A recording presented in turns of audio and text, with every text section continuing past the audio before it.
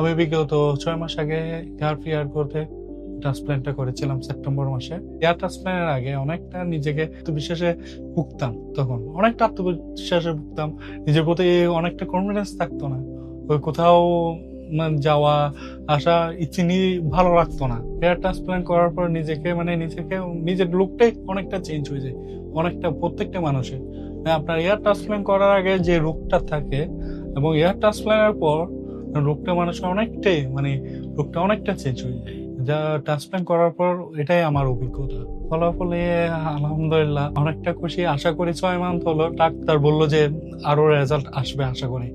আরো 30% থেকে 40% রেজাল্ট আসা বাকি। বাংলাদেশে অনেকগুলো ক্লিনিক আছে, আপনারা যাচাই বাছাই করে ভালো একটা প্রতিষ্ঠান দেখে ট্রান্সপ্ল্যান্টটা করা। চুলে যে কোনো সমস্যার জন্য বাংলাদেশ ক্লিনিক ডক্টরদের সাথে কনসাল্ট করতে পারেন।